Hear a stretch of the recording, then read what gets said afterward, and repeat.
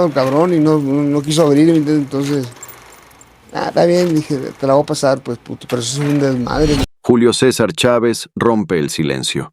Por primera vez, el gran campeón mexicano se atreve a confesar las polémicas más oscuras de su vida, sus adicciones, los enemigos que lo traicionaron, los escándalos familiares que casi destruyen su legado y los 9 famosos que más odia en la industria. Desde los pleitos con celebridades que jamás perdonó, hasta los momentos más duros que casi lo hacen perder todo, Chávez habla sin filtro, sin miedo y sin censura. Prepárate, porque lo que vas a escuchar cambiará la forma en que ves al ídolo más grande del boxeo mexicano. Mira, yo no nací en cuna de oro, dice con voz firme pero cargada de recuerdos. Nací en un vagón de tren. Ahí dormían todos, sus padres, sus hermanos y él, entre ruido, grasa y frío. Y aún así soñaba con ser campeón del mundo. Con esa misma fuerza con la que lanzó su primer golpe, el ídolo del boxeo mexicano rompe el silencio y confiesa los momentos más duros de su vida. Sí, tuve todo: fama, dinero, mujeres. Pero también tuve mis demonios. Las adicciones casi me matan, los falsos amigos me traicionaron y más de uno quiso verme caer. En esta entrevista exclusiva, Chávez habla sin miedo. Revela las polémicas más grandes que marcaron su historia: los enfrentamientos con Don King, los pleitos con Oscar de la Hoya, las diferencias con Nacho Beristain y los 9 famosos que no puede ni ver, entre ellos figuras del deporte, la política y la farándula mexicana. Muchos se llenaban la boca hablando de mí, pero ninguno subió al ring a recibir los golpes que yo recibí. Así, entre verdad, arrepentimiento y coraje, Julio César Chávez abre su corazón y nos lleva a un recorrido brutal por la gloria, la caída y la redención de un hombre que, dentro y fuera del ring, nunca dejó de pelear. Y antes de avanzar, te pido que te suscribas ahora mismo. Tu suscripción importa, porque YouTube la toma en cuenta para recomendar este contenido a más personas, y eso nos ayuda a seguir trayendo más relatos como este. Si te gusta lo que ves, puedes dejar un super thanks para apoyar el canal, o si no puedes, un comentario con lo que más te sorprenda será suficiente.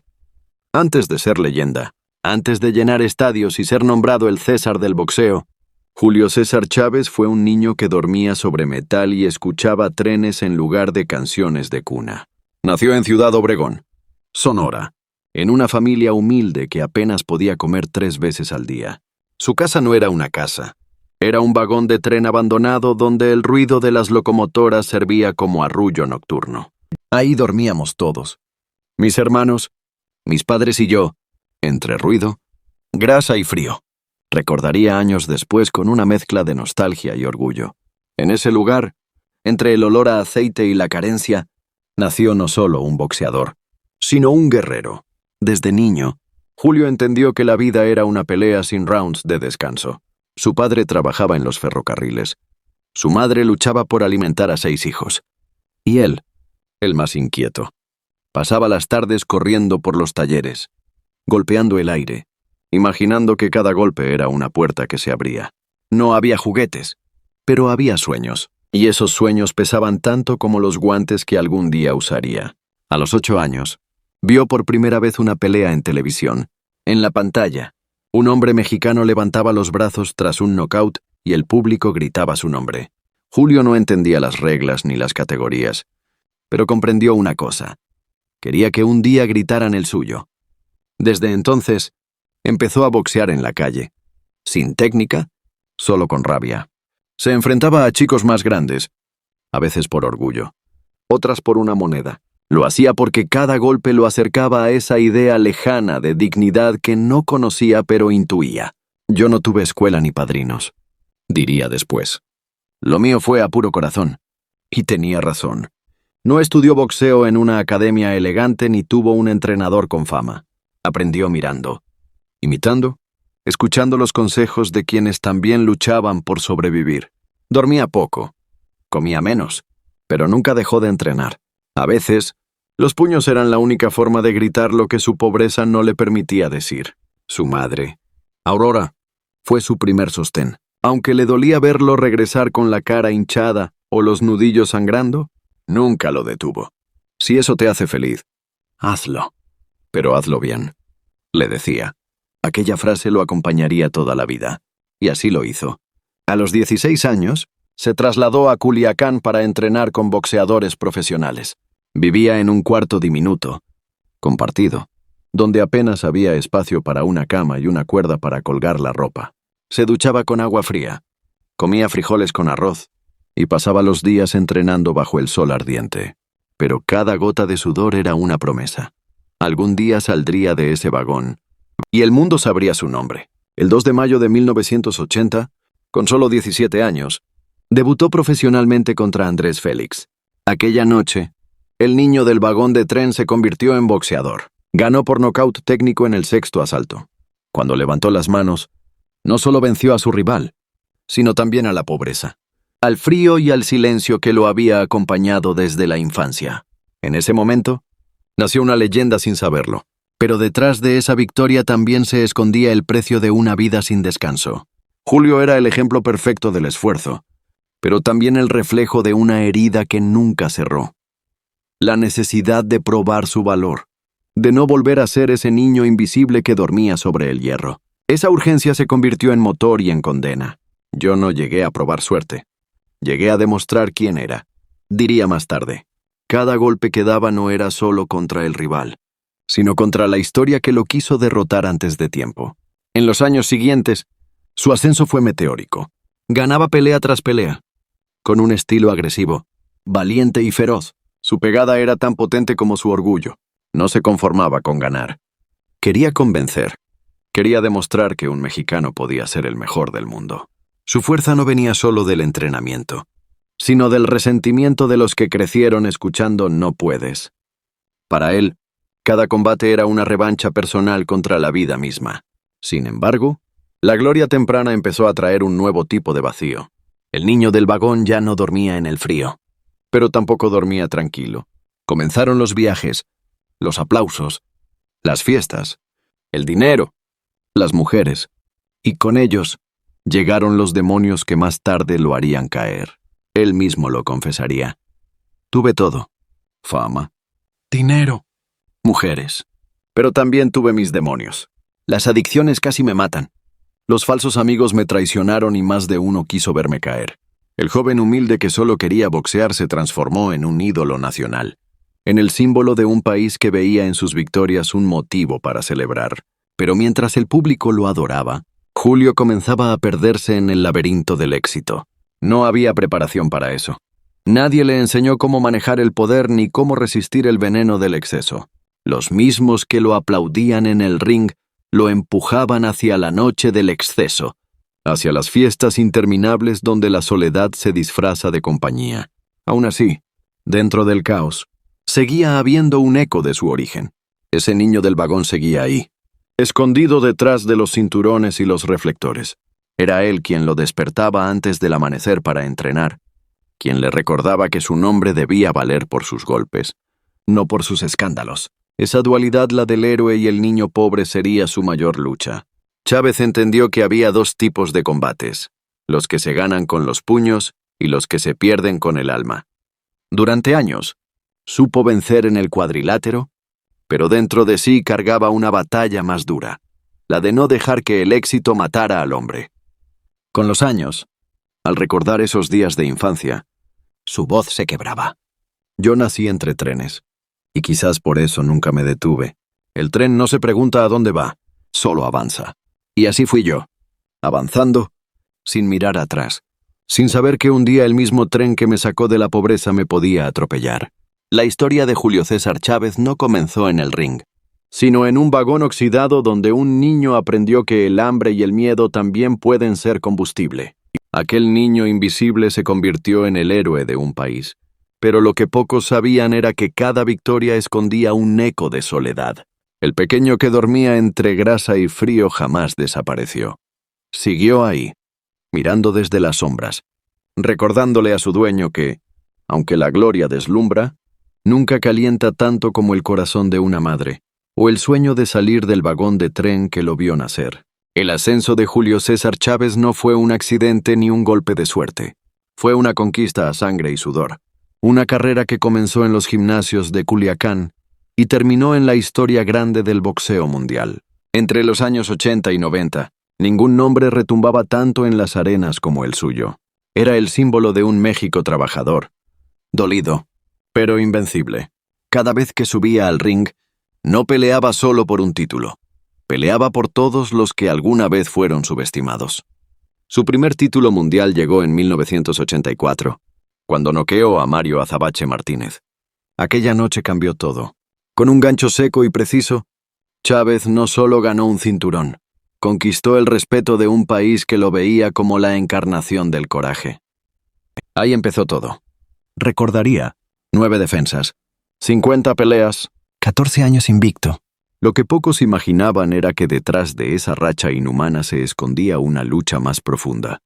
El invicto no era solo una estadística, era una armadura.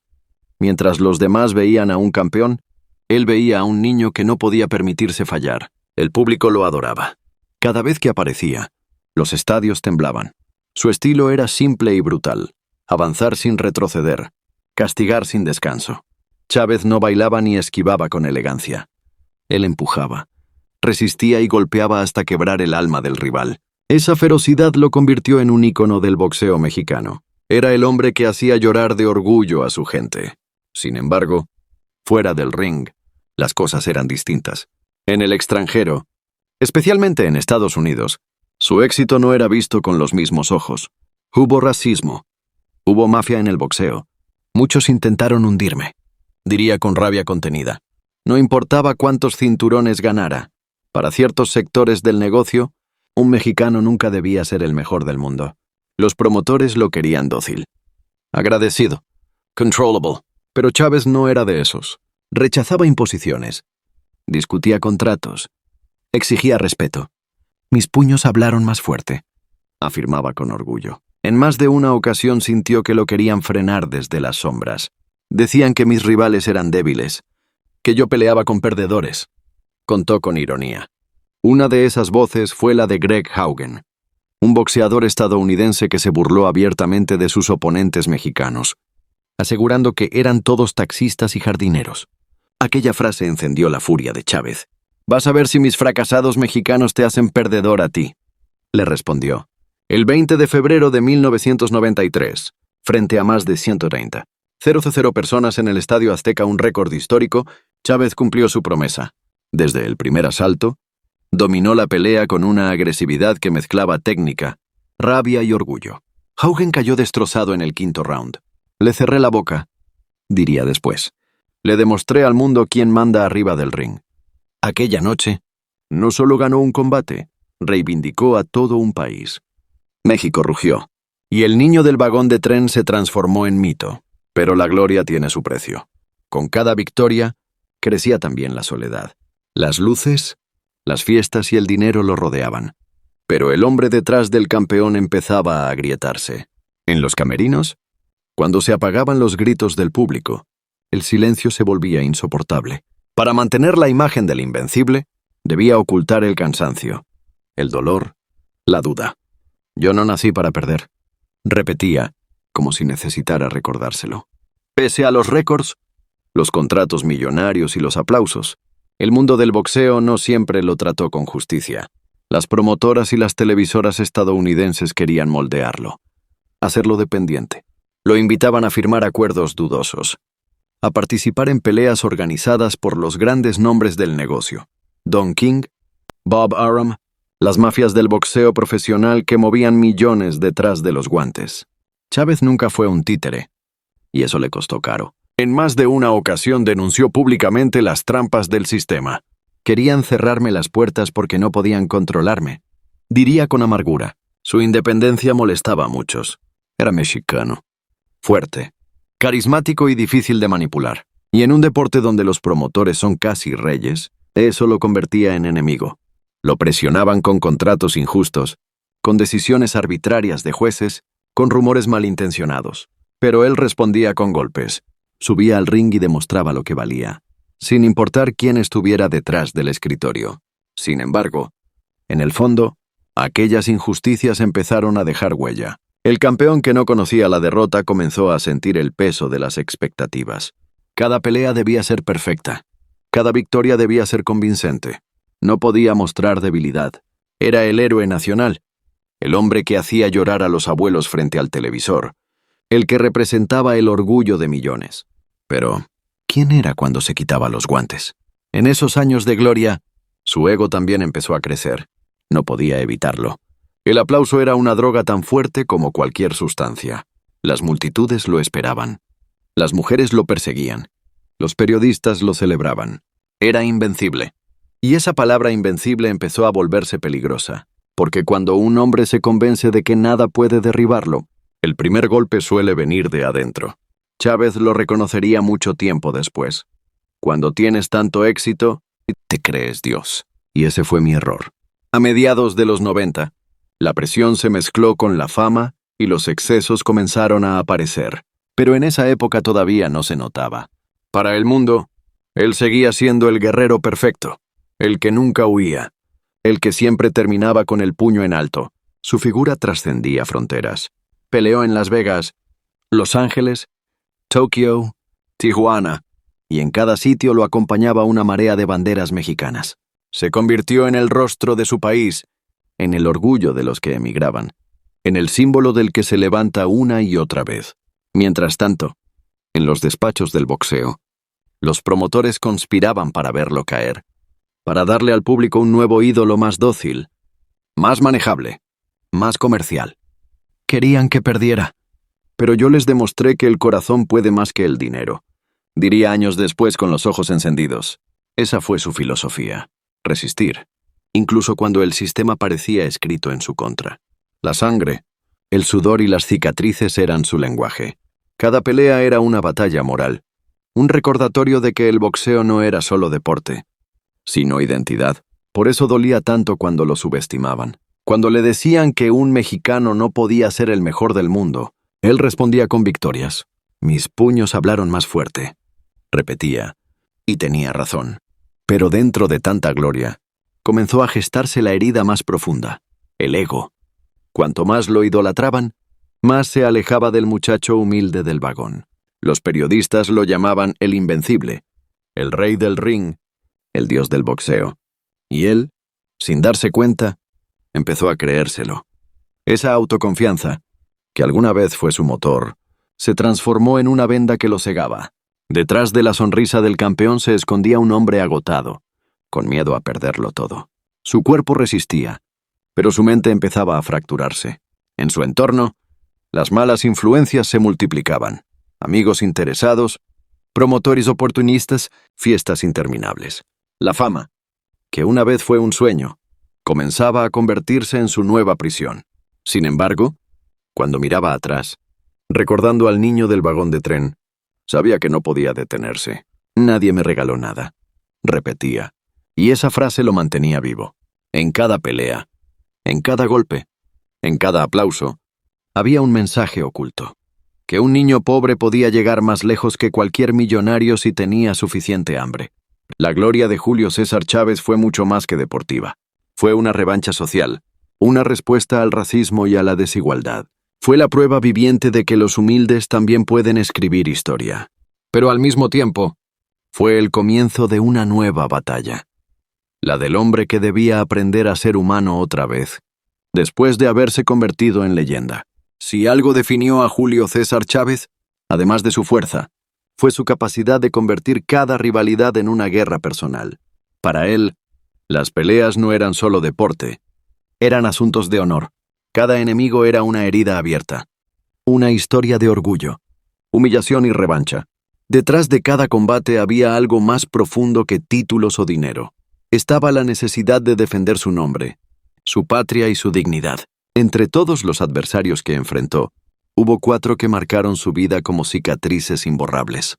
Oscar de la Hoya, Héctor Macho Camacho, Edwin Chapo Rosario y Pernell Whitaker. Con cada uno de ellos libró batallas que trascendieron los cuadriláteros. Unos lo desafiaron en el ring, otros en el alma. Cuando se menciona a Óscar de la Hoya, el rostro de Chávez cambia. La voz le tiembla entre el orgullo y el resentimiento. Con ese cabrón hubo guerra desde el primer día. Confiesa, la rivalidad comenzó mucho antes de que se cruzaran los guantes. De la Hoya representaba una nueva generación, joven, apuesto, mediático, el Golden Boy del boxeo norteamericano. Pero para Chávez, aquel muchacho no era más que un reflejo distorsionado del respeto perdido. En 1996 se enfrentaron por primera vez. Chávez ya era una leyenda.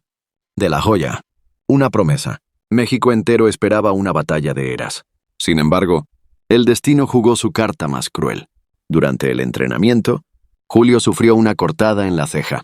Pudo cancelar la pelea, pero no lo hizo. A mí nunca me ha gustado rajarme, explicó. Subió al ring herido, con el orgullo más fuerte que la piel. El combate terminó de forma amarga. El médico detuvo la pelea en el cuarto asalto. Sentí que me arrancaban el alma, recordaría. No fue él quien me ganó, fue el maldito corte. Desde ese día, Chávez cargó con un rencor silencioso. ¿De la Hoya? Por su parte, celebró sin mirar atrás. Aquella victoria lo catapultó, pero también lo convirtió en el enemigo número 1 del pueblo mexicano.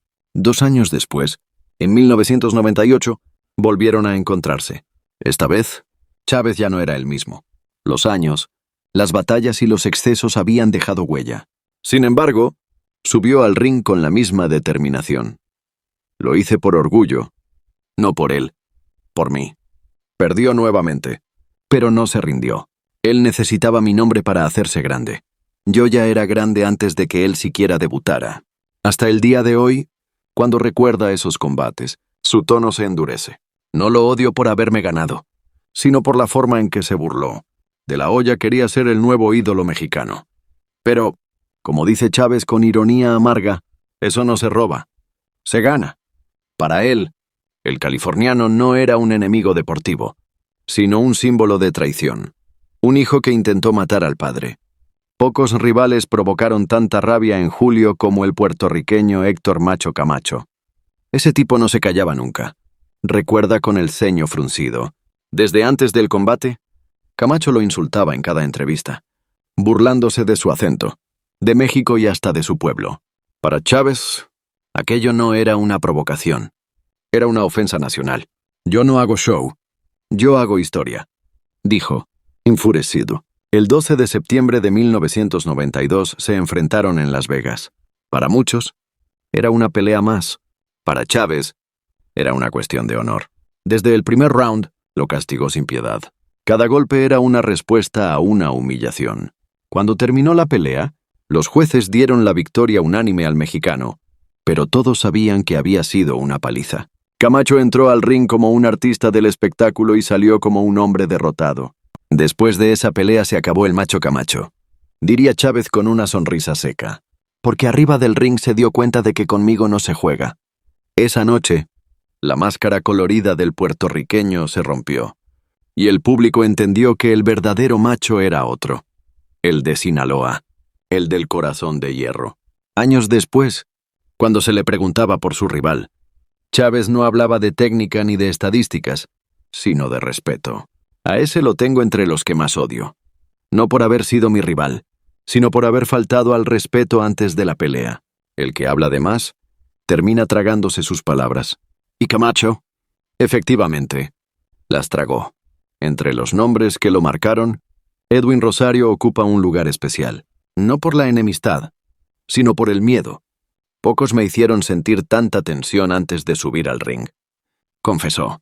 Era 21 de noviembre de 1987.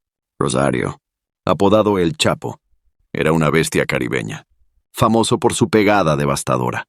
La prensa aseguraba que si conectaba un golpe limpio, Chávez caería como un árbol. Julio escuchaba todo, en silencio.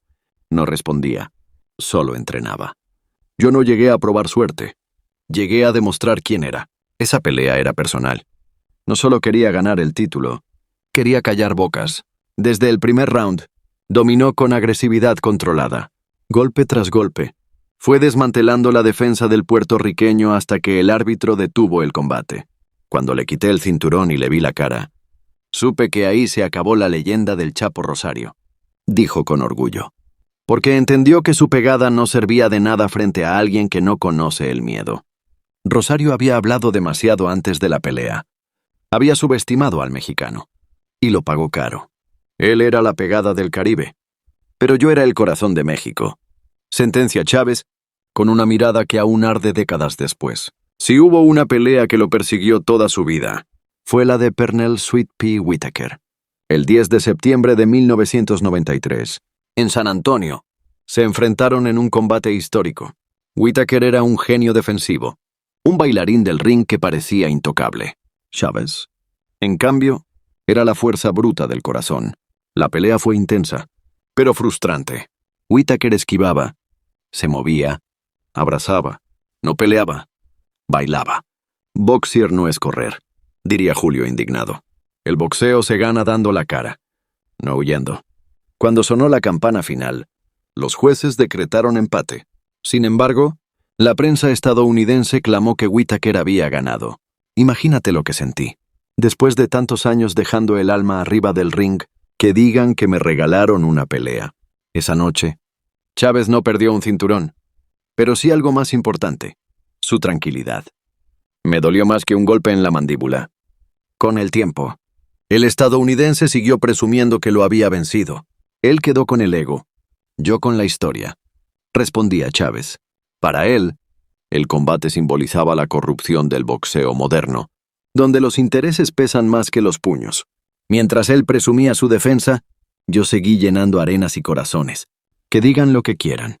Pero el que la gente recuerda es a Julio César Chávez, no a Whitaker. Estas 4 rivalidades no solo forjaron su legado, también revelaron las grietas de su alma. Detrás de cada golpe había algo más que furia. Había un niño todavía intentando demostrar que valía la pena ser visto. Chávez no peleaba por títulos, peleaba contra el olvido. Y cada enemigo fue, en el fondo, un espejo. De la Hoya representaba la traición. Camacho, la arrogancia. Rosario, el desafío. Whitaker, la injusticia. Todos, de una u otra forma, le recordaron que el respeto no se gana una vez, se defiende toda la vida. Con ellos aprendió que los golpes más duros no siempre vienen del rival. A veces vienen del público, de la prensa, de los amigos, o incluso del propio corazón. Yo no nací para perder, decía, y quizás por eso nunca se permitió mostrar debilidad. Pero la verdad es que cada una de esas guerras lo fue rompiendo poco a poco. Julio César Chávez salió de todas esas peleas con cicatrices visibles e invisibles. Ganó títulos, fama y respeto, pero perdió algo en el camino, la paz. Años más tarde, cuando su cuerpo ya no podía soportar más castigo, admitiría en voz baja que los verdaderos enemigos no estaban en el ring, sino dentro de él. Si el ring fue su campo de gloria, el mundo del espectáculo fue su mayor campo de batalla invisible. Julio César Chávez siempre supo enfrentar a los hombres que tenía delante, pero fuera del cuadrilátero descubrió un tipo de enemigo mucho más difícil de derrotar: el rumor. Las luces de la fama, los micrófonos, las cámaras y los titulares comenzaron a golpearlo de una forma distinta, sin guantes y sin reglas. Y aunque su nombre era sinónimo de respeto en el boxeo, en el mundo del showbiz se convirtió en carne de escándalo. Durante décadas, su vida privada fue terreno fértil para los medios. Bastaba una foto, una sonrisa o una frase malinterpretada para que su nombre llenara las portadas. A mí me han querido meter en chismes toda la vida, confesó con tono resignado. Pero hay gente que sí me decepcionó de verdad. Esas decepciones no vinieron de rivales en el ring, sino de figuras del espectáculo que, según él, usaron su fama para alimentar titulares: Verónica Castro, Yolanda Andrade, Thalía y Salma Hayek. 4 nombres. 4 historias distintas, pero todas con un mismo sabor, el de la traición mediática. Yo respeto a las mujeres. Siempre lo he dicho. Comenzó, con la voz entre el enojo y la tristeza. Pero esa señora, con todo y que es una figura de la televisión, se la ha pasado hablando de mí como si me conociera de toda la vida. Así rompió el silencio sobre Verónica Castro, una de las artistas más queridas de México. Según Chávez, ella lo mencionaba constantemente en programas, entrevistas o indirectas, sin motivo alguno. Yo no sé si le dolió que un boxeador tuviera más fama que muchos actores, o si simplemente le gusta estar en el escándalo. Dijo, lo que comenzó como admiración se transformó en molestia. Para él, Castro simbolizaba una parte del espectáculo que nunca entendió, la de usar el nombre de otros para mantenerse vigente. Verónica es muy talentosa, no lo niego, pero también sabe muy bien que su nombre camina mejor cuando lo asocia con el de otros. La decepción fue profunda. En un programa le preguntaron si la admiraba y respondió sin rodeos. Como artista sí, pero como persona me decepcionó.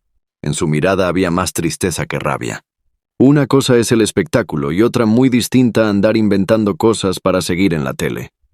Con su voz firme, cerró el tema con una frase que quedó grabada. Cuando usas el nombre de otro para brillar, ya no eres una estrella, eres sombra. Y yo nunca he vivido a la sombra de nadie. Si Verónica lo irritó, Yolanda Andrade lo desconcertó. Con ella, aseguró, nunca hubo más que amistad. Coincidieron en eventos, programas y entrevistas, compartieron risas y fotos, y eso bastó para que la prensa inventara un romance. Yo no sé qué le pasa a la gente. Parece que no pueden ver a uno tomarse una foto sin que empiecen a inventar tonterías, dijo con ironía. Según Chávez, Yolanda sabía cómo manejar el foco mediático. Ella siempre fue muy hábil para meterse en el ojo del huracán. Sabe cómo generar titulares, cómo aparecer justo cuando alguien está en boca de todos. Para él, su error fue permitir que esos rumores crecieran. Nunca le hice daño. Nunca hablé mal de ella. Pero de repente salía diciendo cosas raras, insinuaciones, comentarios fuera de lugar. Y yo dije, ¿y ahora esta qué le pasa? Yo soy boxeador, no actor de telenovelas. Con una mezcla de risa amarga y orgullo. Añadió, mira, respeto su carrera. Cada quien vive como quiere, pero a mí que no me meta en sus historias. Porque una cosa es la amistad, y otra muy distinta andar inventando para llamar la atención. Luego, sin titubeos, lanzó su sentencia. Por eso la tengo en mi lista de los que no soporto. No porque me haya hecho algo grave, sino porque usó mi nombre sin razón. Cuando juegas con la imagen de alguien que ha sudado y sangrado por ganarse el respeto, eso se llama falta de clase. Y de eso, gracias a Dios, yo tengo de sobra. De todos los rumores absurdos que envolvieron su carrera, el más surrealista fue el supuesto romance con Thalía. Mira, a mí me han ligado con medio mundo, pero lo de Thalía fue lo más absurdo que he escuchado en mi vida, dijo entre una sonrisa incrédula y un tono de hartazgo. Todo comenzó con una simple foto en un evento público. Bastó un intercambio de miradas para que las revistas inventaran una historia. Thalía es una figura internacional, una mujer talentosa, símbolo del glamour y del drama, pero también del ruido. Y ya sabes cómo es este medio. Basta con mencionar su nombre para que los chismes se multipliquen. El rumor se extendió como fuego. Y aunque Chávez lo desmintió, ella nunca dijo nada. Lo que me dio coraje fue que nunca aclaró nada. Se quedaba callada, como si le gustara que la gente hablara. Para él, el silencio fue una forma de complicidad. Si sabes que algo es mentira y dejas que el rumor crezca, es porque te conviene. Y a mí nadie me usa para levantar su nombre. En entrevistas posteriores, fue aún más directo. Thalía siempre ha vivido rodeada de polémicas. Pero a mí que no me metan en eso. Yo viví mi historia arriba del ring, no en los sets de Televisa. Su conclusión fue tan dura como clara. Cuando una persona juega con el nombre de otro para mantenerse en la boca del público, ya no es estrella, es estrategia. Y conmigo no se juega. Si lo de Thalía lo hizo reír, lo de Salma Hayek lo hizo enfurecer. De verdad, yo no sé qué le pasa a la gente. Uno va a un evento, se saca una foto con una actriz, sonríe por educación, y al otro día ya te casaron en las revistas. El rumor de un romance entre ambos recorrió programas de farándula y portales internacionales. Cuando metieron a Salma en el chisme, ahí sí dije ya se pasaron. Comentó entre risas cansadas. Salma es una mujer muy guapa, talentosa, una estrella internacional. Eso no se niega. Pero también sabe cómo funciona este medio. Su nombre vende. El mío también. Y juntos. Pues ya te imaginas, titulares por todos lados. Lo que realmente lo enfadó no fue el rumor, sino el silencio. Nunca pasó nada, ni una cita, ni una conversación más allá de lo normal. Pero lo dejaron correr, porque el rumor era jugoso. Y claro, nadie lo desmintió. Ni ella. Y eso fue lo que más me molestó. Porque si tú sabes que algo es mentira y no lo aclaras, es porque te conviene. Con su tono más severo, agregó: a mí no me gusta ser parte del juego de nadie. Yo vengo de los guantes, del sudor, no de las alfombras rojas. Y todavía la gente me pregunta si fue cierto. Les digo, ¿ustedes creen que yo tenía tiempo para andar en Hollywood si vivía entrenando y sangrando por México? Luego, cerró con una frase que resume su filosofía. El silencio también habla. Y cuando dejas que se hable de alguien que no lo merece, estás faltando al respeto. Y a mí el respeto no me lo juega nadie, ni siquiera una estrella de cine. Estas 4 historias, más que escándalos, son reflejos del precio de la fama. Chávez no buscaba protagonismo fuera del ring, pero su figura era demasiado grande para pasar desapercibida. Cada palabra suya se convertía en titular, cada silencio en sospecha. En un mundo donde la verdad se mide por clics, su nombre era combustible mediático. Yo no tengo tiempo para andar en novelas. Mi historia fue en el ring, repitió una y otra vez. Sin embargo, entendió tarde que, en la era del espectáculo, nadie puede escapar de la ficción. Lo que más le dolía no eran los rumores, sino la pérdida de control sobre su propia imagen. La gente cree lo que quiere creer. Y uno, por más que hable, no puede pelear contra eso. Al final, aprendió a callar, no por miedo, sino por cansancio. Se dio cuenta de que las verdaderas batallas ya no estaban en el cuadrilátero, sino en los titulares, y que esos golpes, los de la prensa, la envidia y la traición dolían más que los puños. Así, el campeón invencible del ring se convirtió en un hombre vulnerable frente al espectáculo. Descubrió que los enemigos de fuera podían herir más que los de dentro, porque las heridas de la lengua y del rumor no se curan con hielo ni con guantes, se curan con dignidad. Y esa, como siempre, Chávez nunca la perdió. Después de derrotar rivales, romper récords y sobrevivir a los excesos, Julio César Chávez descubrió que la pelea más difícil no se libra en un cuadrilátero, sino frente al espejo. La última etapa de su vida no ha estado marcada por los títulos, sino por el intento de reconciliarse con su pasado, con sus errores y, sobre todo, con su familia. El campeón invencible se dio cuenta de que los golpes más duros no venían de los guantes, sino del corazón. Me duele decirlo, pero uno de los que más coraje me ha hecho pasar es mi propio hijo. Confiesa con la voz quebrada. Julio César Chávez Jr. no solo heredó el nombre de su padre, sino también el peso de su sombra. Y no lo digo con odio de sangre clara. Lo digo con el dolor de un padre que ha visto a su hijo tirar por la borda todo lo que construí con tanto sacrificio. Durante años, Chávez padre soñó con que su hijo continuara su legado. Le dio su apellido, su guía, su apoyo y la esperanza de que no repitiera sus errores. Pero el destino y los demonios familiares se encargaron de repetir la historia. Él tuvo todo lo que yo no tuve: dinero, oportunidades, una vida cómoda. Y en vez de aprovecharlo, se dejó arrastrar por las adicciones, por las malas juntas, por la fama malentendida. Aquello fue un golpe que no esperaba. Ver a tu hijo repetir tus mismos errores, eso es un infierno, admite. Durante sus años de gloria, Chávez combatió contra drogas, alcohol y traiciones, pero siempre logró levantarse. Lo hizo por sí mismo, pero sobre todo por sus hijos. Yo peleé contra mis demonios para que ellos no tuvieran que hacerlo. Y ver que uno de ellos cayó igual, me parte el alma. El dolor se mezcla con la culpa. En más de una entrevista, el campeón ha reconocido que, tal vez, su ejemplo no siempre fue el mejor. Cuando eres joven, crees que la vida te pertenece. No piensas en las consecuencias. No piensas en los hijos que van a mirar lo que haces. Hoy, con 63 años y la voz cargada de experiencia, entiende que la fama fue una espada de doble filo.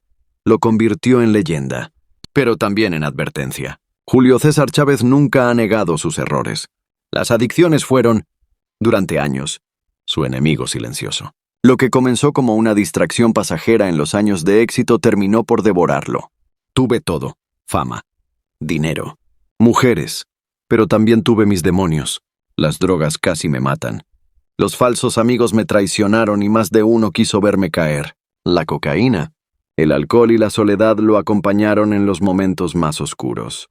Hubo días en los que despertaba sin recordar en qué ciudad estaba. Noches en las que el aplauso no alcanzaba para llenar el vacío. Cuando estás arriba, todos te aplauden. Pero cuando caes, te dejan solo. Reflexiona. Esa soledad fue su castigo y su lección. Llegó un punto en que ni su cuerpo ni su mente resistían más. Las recaídas se volvieron frecuentes. Los rumores crecían. Y su imagen pública, antes intocable, comenzó a resquebrajarse. Pero, como tantas veces antes, el guerrero decidió pelear una vez más, esta vez por su vida. Ingresó a rehabilitación y encontró en la fe, la familia y el boxeo terapéutico una razón para seguir. Mi pelea más grande no fue contra ningún rival. Fue contra mí mismo, dice con los ojos húmedos. El hombre que había enfrentado a los mejores pugilistas del mundo descubrió que la verdadera victoria no se gana con fuerza, sino con humildad. Aprendió que no basta con sobrevivir, hay que sanar. La relación con su hijo sigue siendo compleja. Una mezcla de amor, orgullo y frustración. Hemos tenido momentos muy duros. Pleitos, distancias, reproches. Admit, hay cosas que dije enojado, y otras que él me ha reclamado con razón. Pero entre las heridas, también hay esperanza. Si algo tengo claro es que mi hijo necesita ayuda. No aplausos. No necesita ser el hijo de Chávez. Necesita encontrarse a sí mismo. Julio no se esconde al hablar de sus sentimientos. Lo amo. Pero también lo odio. Lo odio por lo que ha hecho consigo mismo. Por no valorar lo que tiene. Por no escuchar. Pero más que odio, es impotencia. Porque sé lo que vale. Sé lo que puede dar. Y verlo así me rompe por dentro. En cada palabra hay un eco de su propia historia. Chávez Jr. se convirtió, sin quererlo, en el espejo de las caídas de su padre. La lucha contra las adicciones, la presión mediática, el peso del apellido. Todo parecía repetirse como una maldición familiar. Pero Chávez padre ha aprendido a mirar esa realidad sin esconderse. El amor también duele, y más cuando ves que el enemigo de tu hijo es el mismo que te venció a ti. Superar sus adicciones no fue fácil. Tardó años en comprender que la fuerza que lo hacía invencible en el ring no servía para enfrentar la soledad. La verdadera fortaleza. Entendió. Está en pedir ayuda. Hoy, convertido en mentor y figura de inspiración, dedica gran parte de su tiempo a ayudar a otros boxeadores que atraviesan lo mismo que él. Fundó clínicas de rehabilitación, da conferencias, y no teme hablar de su pasado. Si mi historia sirve para salvar a uno, ya valió la pena, dice con orgullo. Su testimonio, antes marcado por la vergüenza, se ha transformado en herramienta de sanación. No hay nada más valiente que aceptar tus errores y enfrentarlos. En esas charlas, suele repetir una frase que resume toda su vida. Los golpes enseñan más que los libros. Y yo he aprendido a base de golpes. Cada palabra suya tiene el peso de la experiencia y la fragilidad de quien ha tocado fondo. Ya no busca redención en los cinturones ni en los aplausos. La busca en la paz de su conciencia. Hoy, lejos de los reflectores, vive un presente más tranquilo. Ha aprendido a disfrutar de los pequeños gestos, el desayuno con su familia, las risas de sus nietos, las caminatas silenciosas al atardecer. Ya no necesita probar nada. El hombre que una vez soñó con ser campeón del mundo ahora solo quiere ser un buen padre, un buen amigo, un buen ser humano. Julio César Chávez ha pasado de ser una leyenda a convertirse en símbolo de resiliencia. Su historia, llena de triunfos y caídas, demuestra que la grandeza no está en no caer, sino en levantarse una vez más. Cuando le preguntan si se considera un hombre feliz, sonríe con melancolía. No sé si feliz, pero sí en paz. En esa paz hay perdón. Perdón hacia sí mismo, hacia quienes lo traicionaron y hacia su propio hijo. Yo también cometí errores. También fallé. Pero aprendí que el rencor no te deja avanzar. El perdón no borra el pasado, pero te permite vivir con él. Cada palabra suya parece un golpe seco de sabiduría. El boxeo me enseñó a resistir, pero la vida me enseñó a perdonar. Para él, el verdadero campeón no es el que no cae, sino el que aprende a levantarse con el corazón limpio. Así, el niño que dormía en un vagón de tren, el joven que desafió al mundo, el campeón que lo tuvo todo y lo perdió, se ha convertido en un hombre que ha hecho las paces con su historia. Su mayor triunfo no fue sobre el ring, sino sobre sí mismo. Ya no busco títulos ni gloria. Busco dejar un legado de verdad, de lucha, de redención. Y con esa frase, Julio César Chávez pone el punto final a una vida que, más que una biografía, es una lección de humanidad. Porque si algo ha demostrado es que, incluso los ídolos, cuando bajan los guantes, también necesitan abrazar su fragilidad.